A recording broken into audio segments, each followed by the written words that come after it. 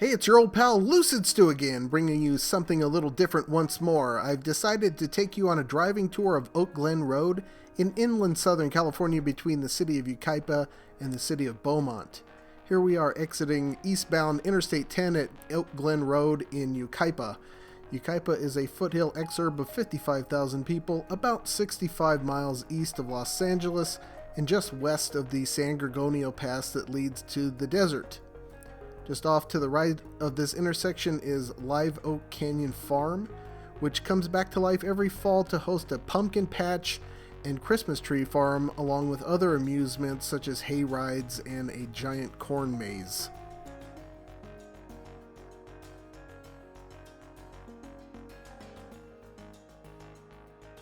Yucaipa has experienced significant growth in the last 20 years, the latest of which is a new La Quinta Inn currently being constructed off to the left behind the Arco station you see. One thing you'll notice as we drive through Yucaipa is the many unblemished hills, which the city council had the foresight to afford some protection before development overtook the city. Because these areas are some of the last large lots left, Yucaipa has a notable lack of large retailers like Walmart, and this helps Yucaipa maintain a smaller town feel despite its mid-sized city population. A prime example of these open areas can be seen on the right here. On the left is Wilson Creek, which drains a good portion of the Yucaipa Ridge. This ridge is part of the front range of the San Bernardino Mountains ahead, currently enveloped in clouds. The highest point on the Yucaipa Ridge is Galena Peak at just over 9,300 feet. Just beyond that, out of sight, is San Gorgonio Mountain, which is the highest peak in Southern California at just over 11,500 feet. San Gorgonio is one of the well-known Three Saints, a group of area mountain peaks that are popular to collect among mountain hikers. The other two are San Jacinto and San Antonio. We'll get a view towards San Jacinto later. For now, we will continue to progress uphill toward Oak Glen, which is a small mountain village nestled near the saddle between Yucaipa Ridge and Pkwy Peak. Pkwy Peak sits at about 5,500 feet, and the saddle between it and Yucaipa Ridge is about 4,900 feet. We'll drive over that later. Due to its height, steepness, and position on the front range of the San Bernardino Mountains, Yucaipa Ridge is among the wettest places in Southern California. At the time of this recording, March 30th, 2023, the ridge has accumulations of snow to about 5,000 foot level, and the upper reaches have had uninterrupted accumulations since early January. The green hills you now see off to the left are the Crafton Hills, which host Crafton Hills College. The area is protected as part of the Crafton Hills Open Space Conservancy and hosts many hiking trails. The highest point is Zanja Peak at about 3,500 feet. The peak is a popular area hike with many variations for hikers of various capabilities. We're now at the intersection of Oak Glen Road and Yucaipa Boulevard, which is the major intersection in town. To the right, about 2 miles, is Uptown Yucaipa, which is a somewhat preserved and restyled downtown area that hosts many cultural events such as the Yucaipa Music and Arts Festival coming up in early May. Off to the left is the Yucaipa Valley Golf Club and Chapman Heights development. It and any place you see a tract home in the next couple miles would have been orange groves if you had driven through here 30 years ago. To the right is the Yucaipa Valley Center Strip Mall. This is the largest commercial development in town and one of the few places in the area you'll see national big box retail. In this case, it's TJ Maxx, Ross, and Staples. No Walmart, Target, Best Buy, Home Depot, or anything else like that in town. You have to go to Redlands or Beaumont about 10 miles down the freeway in either direction for something like that.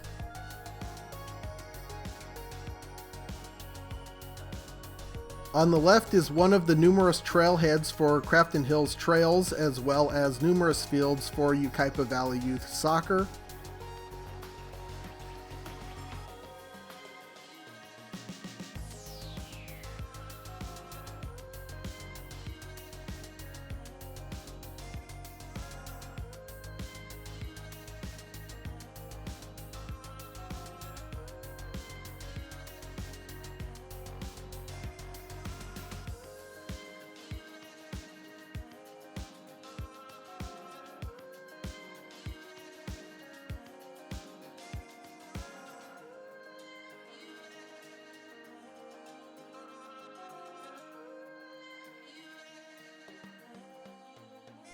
Coming up on the left is Yucaipa Regional Park. The park is centered around flood control ponds that double as recreational areas.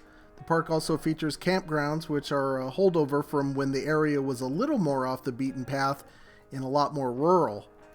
Just after that is Yucaipa Community Park, which hosts numerous sports fields, event areas, walking paths, and a community center. You can also see Pisgah Peak ahead, slightly to the right and just in front of the clouds.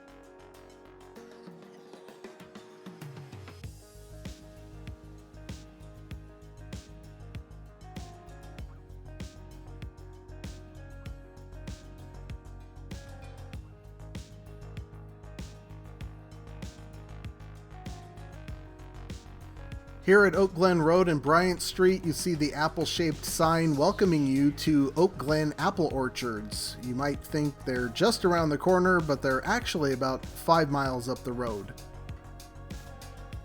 Now we're starting to make our way out of town, and I'm skipping around a bit because the roads up here are a little rough from all the rain this year. One of a couple of venues coming up on the left is Five Winds Ranch, which the city of Yucaipa is turning into an events and concert center that should provide an interesting and unique resource for an area that is generally lacking in cultural opportunities. Next is El Dorado Park, which is sometimes referred to colloquially as Gender Reveal Park. This is where the El Dorado fire was started in 2020 when a couple set off an explosive balloon at a gender reveal party next to dry brush on the hottest day of the year. The ensuing fire headed straight for the mountains and obliterated about 3/4 of the old-growth forest on Yucaipa Ridge. Luckily, the various fire agencies involved reacted quickly and expertly, and property losses were extremely minimal despite thousands of homes being endangered. As a result, you're going to see a lot of K-rail the next few miles, which is in place to attempt to handle any debris and mud flows during precipitation that might result due to the mountainside being denuded by the fire. By the way, I know the video gets a little bumpy here and there. This is an experimental proof of concept video to see if my current setup is viable to record video for another upload I have in mind. My current setup is a DSLR camera somehow supported by a hand towel and 2 ankle weights. Considering that, I don't think it's that bad.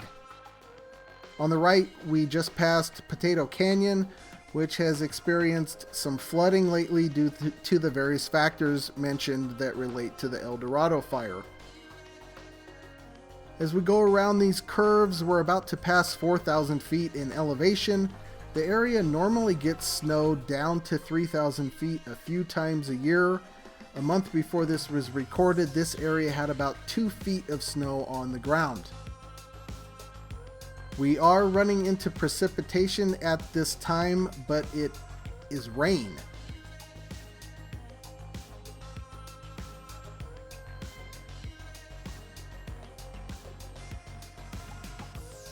Coming up on the left is Oak Glen Steakhouse and Saloon.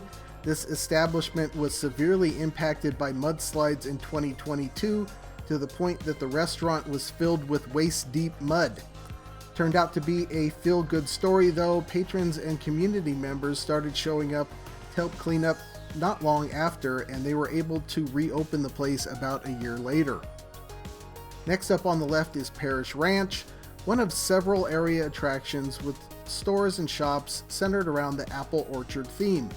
They used to have a pirate stunt show. Don't ask me, it wasn't my idea.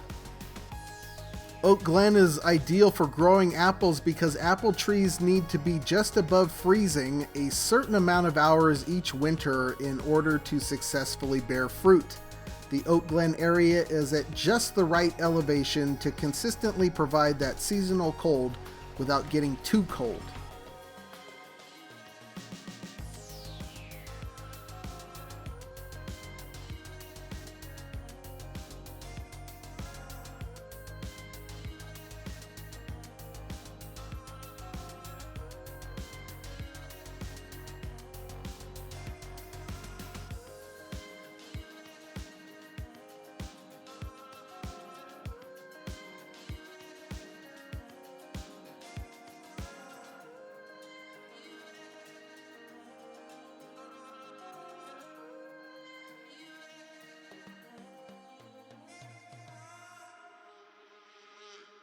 As we start coming into town, you'll see the Oak Glen Retreat Resort RV Park off to the right. Oak Glen isn't a very big place, and it manages to retain most of its small place charm from when it was a little less well known. On the left is Oak Tree Mountain, a collection of restaurants, shops, activities, and amusements. They have a petting zoo that includes some grumpy alpacas. Tough to pass that up. They also have a giant slide. Like most activities in the Oak Glen area, it is family oriented. I guess that's why Oak Glen is a popular day trip destination. Take care when coming through this area any weekend where snow is on the ground. For some reason, the white stuff causes out-of-towners to go absolutely insane and act with general disregard for themselves and others. Oak Glen is also popular because it's one of the easiest places to get to in the San Bernardino Mountains that receives significant snowfall, and as far as I've experienced, you never need chains to get there. Speaking of snow, our light rain is just about to convert to solid form. As mentioned in regards to apple trees, it doesn't stay super cold up here, and snow doesn't generally stick around very long, so you really need to get up here the weekend after it snows most of the time to have anything to play in.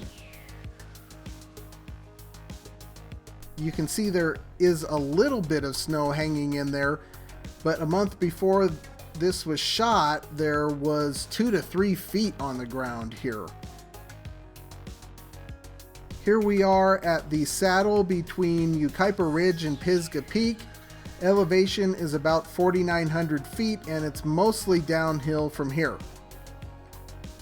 Right in this area, there are several conference centers and religious retreats.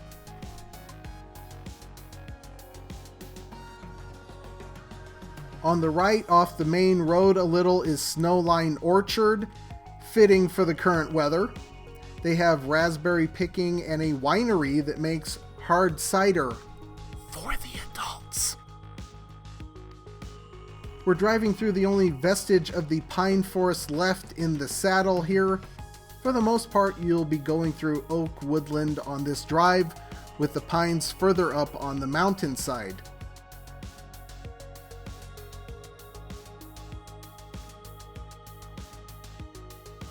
We're now coming up on Los Rios Rancho on either side of the road, another apple orchard themed tourist attraction that features hay rides, shops, an eatery, a botanical garden, and event center.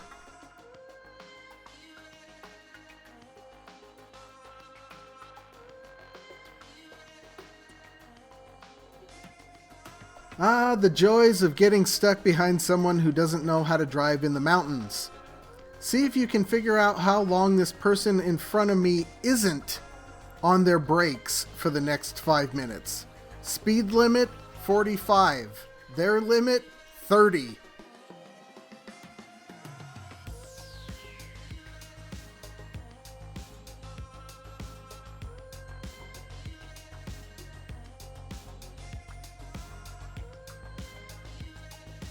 On the left is Oak Glen Conservation Camp. This is an incarceration facility that trains inmates in firefighting, among other skills, as a means of rehabilitation. Also on the left is the old stone Oak Glen Schoolhouse Museum. There's also a park there, and both make a nice place for a picnic. This stretch of road is home to a few apple stands and orchards as we start winding our way out of the mountains toward Beaumont.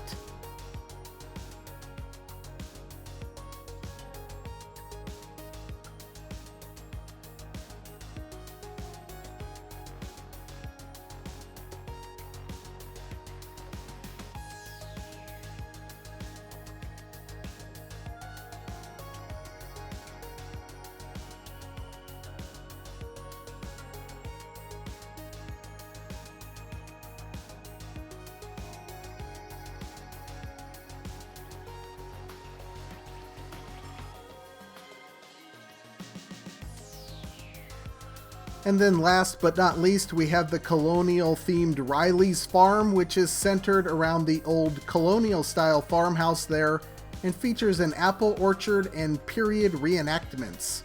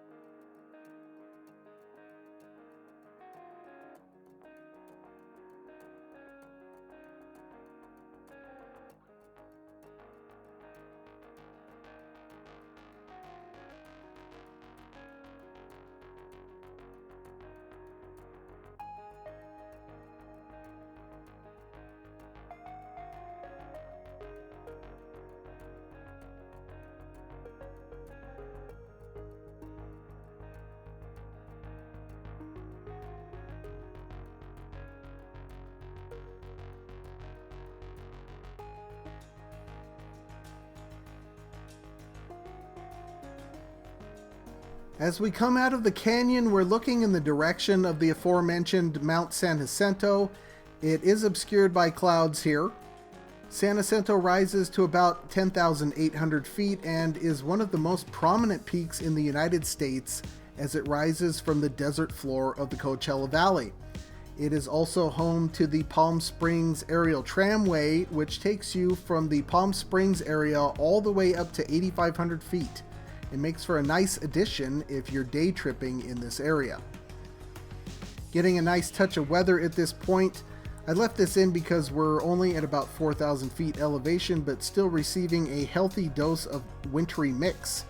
And it looks kind of cool on the windshield.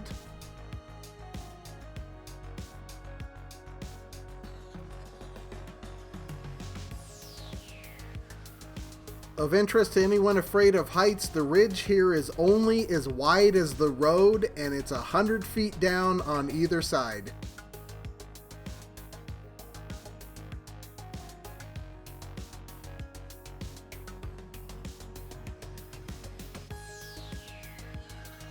Passing a nice burst of wildflowers, late March is solidly into wildflower season for the area, but 2023 has been relatively cold, pushing things back slightly.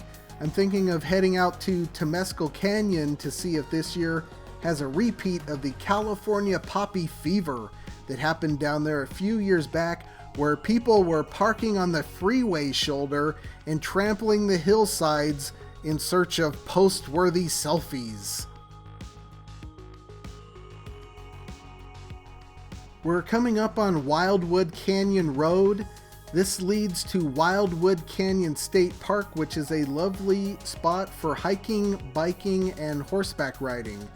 Unfortunately, a lady was killed not too long ago crossing the street on her bike because way too many people drive way too fast around here. In that respect, I should be thankful the person in front of me has been driving cautiously, but I'm also glad they finally turn and get out of the way.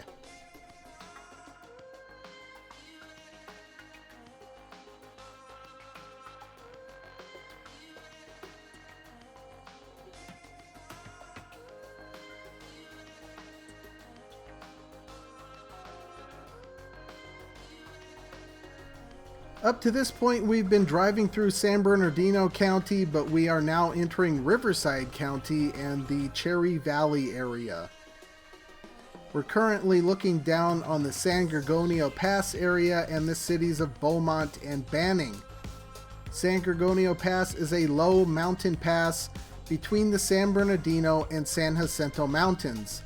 The pass lies at about 2,600 feet and quickly descends to San Bernardino Valley to the west and Coachella Valley to the east. Cherry Valley is so named due to its cherry orchards, where you can pick your own cherries. Unfortunately, most of the cherry orchards are gone now, but there still are a few left. Beaumont, which is down the road a bit, hosts the annual Cherry Festival, which is in its 103rd year in 2023 and takes place in early June.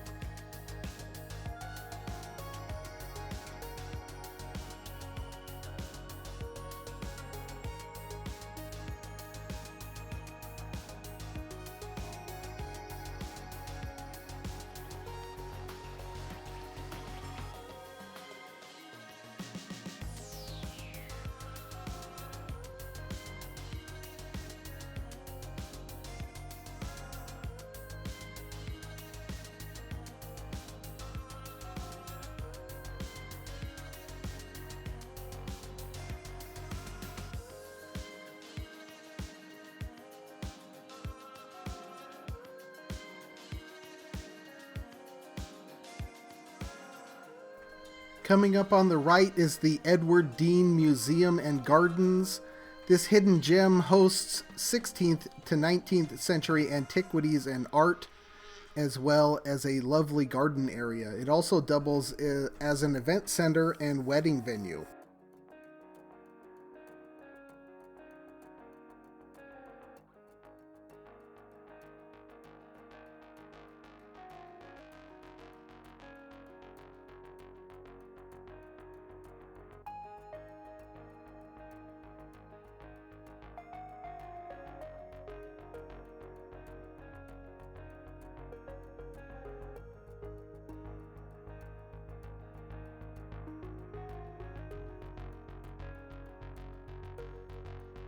As we round this curve, Oak Glen Road becomes Beaumont Avenue, but we'll continue our journey until we reach Interstate 10 again in Beaumont.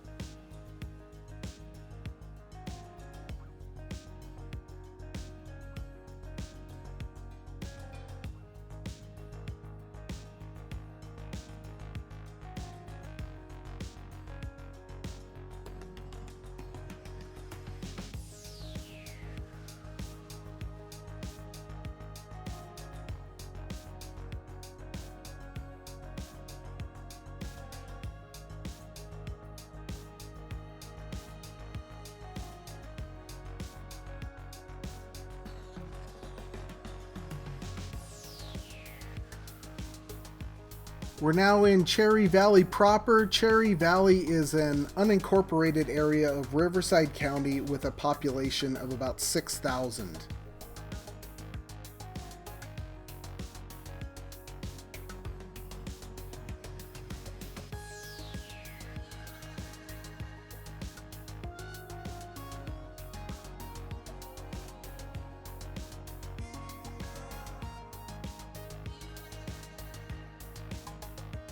As we cross over Cherry Valley Boulevard, we enter an area of Beaumont Avenue lined on either side by mature Himalayan cedars. These trees were originally planted in the 1930s as a windbreak for the fruit-bearing area.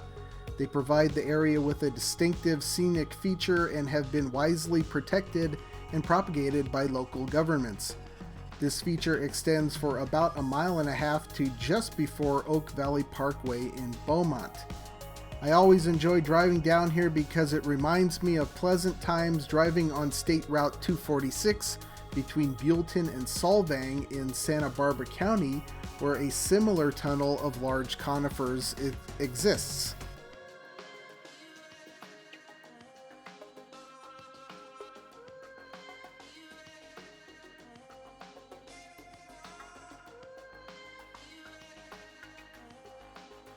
We're now within Beaumont city limits and about to leave the cedars behind.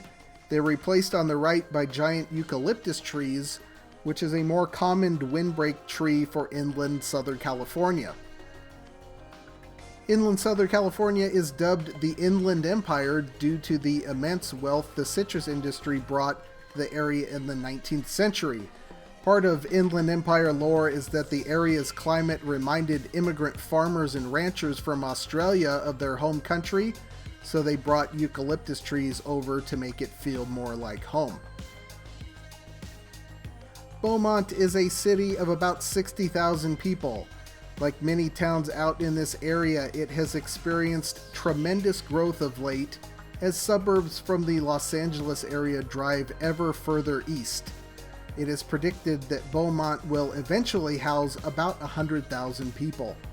Most of the newcomers are in housing tracts to the west. Right now we're entering the older part of Beaumont. This part of Beaumont is relatively unchanged in the last 50 years, so it's a nice place to experience the California vibe from a few generations ago. This main drag type road is very common in inland Southern California, as many towns and cities built up around car culture in the 50s. Speed limit here is 35 with several four-way stops. While we're at it, let's see how many California stops we can spot at these intersections.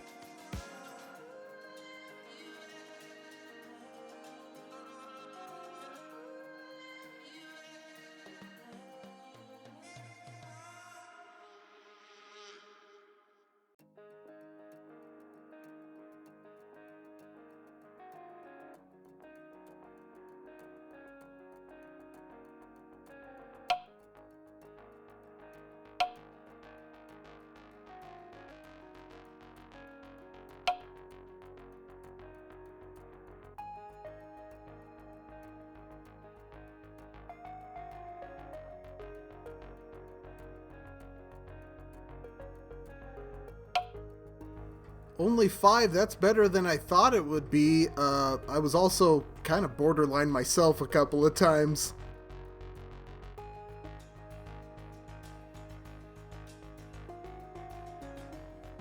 Here we are back at Interstate 10. This is about a 45-minute drive. It makes for a nice little diversion if you're coming through the area from either direction and have a half hour to spare, or you're looking to have lunch off the beaten path or something like that.